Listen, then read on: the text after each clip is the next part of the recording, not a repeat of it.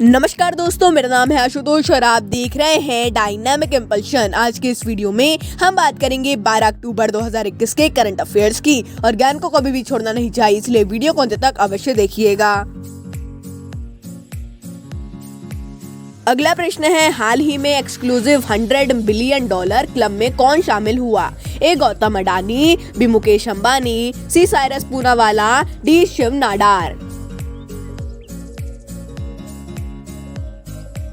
And the right answer is Mukesh Ambani. तो Reliance industries limited के अध्यक्ष एवं भारत के सबसे अमीर इंसान मुकेश अंबानी को हाल ही में एक्सक्लूसिव $100 बिलियन ग्रुप में शामिल किया गया है और यह 11वें स्थान पर है इस समय इस ग्रुप में। यानी कि जो भी अपनी जो संपत्ति है उसमें $100 बिलियन को कंप्लीट कर लेता है, एक कंपनी है जो ऐसा रैंकिंग बनाई है, जिसने ये ग्रुप बनाया है, उसमें शामिल कर लेते हैं उनको भी।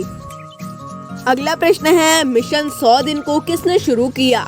ए Rajasthan, B Uttar Pradesh, C Himachal Pradesh, D Uttarakhand and E उपरोक्त में से कोई नहीं। And the right answer is उपरोक्त में से कोई नहीं, यानी कि जो ऑप्शन में दिए गए थे राज्य उनमें से कोई भी नहीं है। इसे केंद्र सरकार ने त्योहार के सीजन के अनुसार कोरोना वायरस को बढ़ने से रोकने के लिए मिशन 100 दिन, इसे यदि बोला जाए तो मिशन 100 डे ऑफिशियली है, इसे लॉन्च किया है। और अगले 100 दिन में दीपावली है, नवरात्रि और भी कुछ त्योहार है, उसमें राज्यों को सतर्क किया गया है कि आप कुछ भी करिए लेकिन कोविड नहीं बढ़ना चाहिए और आप सतर्क रहें। अगला प्रश्न है, भारतीय रेलवे के द्वारा शुरू की गई लंबी दूरी वाली मालगाड़ी का नाम क्या है? ए गरुड़, बी त्रिशूल, सी अग्नि, डी ए और बी दोनों सही। And the right answer is a और बी दोनों सही। तो हाल ही में भारतीय रेलवे के द्वारा 2 लंबी दूरी वाली मालगाड़ियों को शुरू किया गया है, जिसका नाम है गरुड़ और त्रिशूल। ये दोनों अलग अलग तरफ जाएंगी और ये मतलब जो सामान्य मालगाड़ी होती है उससे 2 गुनी है एक गाड़ी और एक 2 गुनी से भी ज्यादा है, और इसमें से एक है जो सबसे बड़ी भारत की मालगाड़ी भी है। अगला प्रश्न है, जापान के साथ कौन सा देश मालाबार अभ्यास करता है? ए ऑस्ट्रेलिया, बी संयुक्त राज्य अमेरिका, सी भारत, डी उपरोक्त में से सभी सही। एंड द राइट आंसर इस उपरोक्त में से सभी सही। यहाँ पर गलत लिखा है, मैं माफी चाहूंगा। और मालाबार एक बहुपक्षीय नौसैनिक अभ्यास है जो कि जापान, भारत, संयुक्त राज्य अमेरिका और ऑस्ट्रेलिया की नौसेना मिलकर करती है। इसका पहला चरण अगस्त में किया गया था और हाल ही में 12 अक्टूबर को इसका दूसरा चरण शुरू किया गया है। अगला प्रश्न है, हाल ही में किस जिले का 10 किलोमीटर क्षेत्र तीर्थ स्थल घोषित किया गया? A Prayagraj, B Mathura, C Sanchi, D Somnath.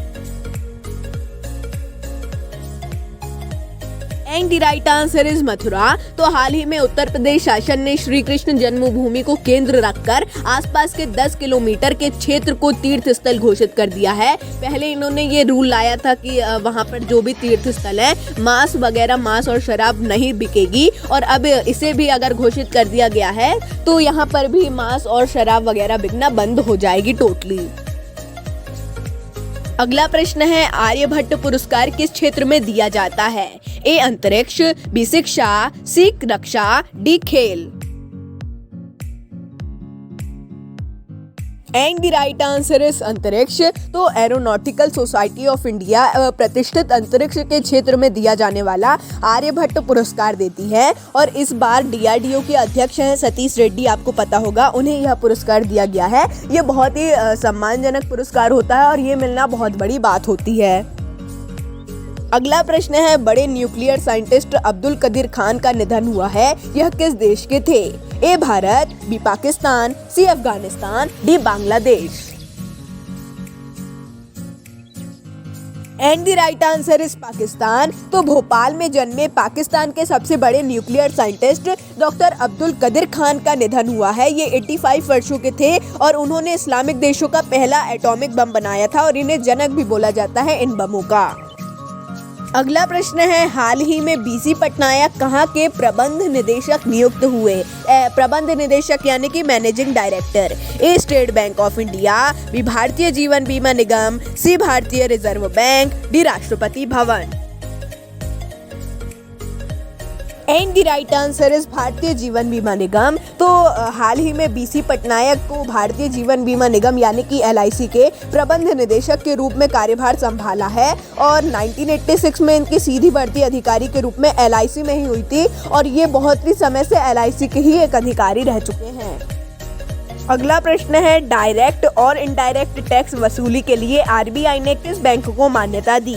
A Bharatiya State Bank, B Federal Bank, C Axis Bank, D Punjab National Bank. And the right answer is Federal Bank. तो भारतीय रिजर्व बैंक ने डायरेक्ट और इनडायरेक्ट टैक्सों की वसूली के लिए फेडरल बैंक को मान्यता दे दी है और इसके साथ उन्होंने अपने बैंकिंग ऐप पे भी अपग्रेडेशन किया है और ये उन्होंने सुविधा दे दी, एक ऑप्शन भी दे दिया है इसी चीज का। अगला प्रश्न है, स्वेच्छा योजना को किस राज्य में शुरू किया गया? A Telangana, B Arunachal Pradesh, C Himachal Pradesh, D Andhra Pradesh. And the right answer is Andhra Pradesh. तो आंध्र प्रदेश के मुख्यमंत्री YS जगनमोहन रेड्डी ने स्वेच्छा योजना को शुरू किया है जिसका उद्देश्य सरकारी स्कूलों और कॉलेजों में पढ़ने वाली किशोरी बालिकाओं के स्वास्थ्य और स्वच्छता में सुधार करना है और उन्हें गुणवत्तापूर्ण सैनिटरी नैपकिन मुफ्त में उपलब्ध कराना है।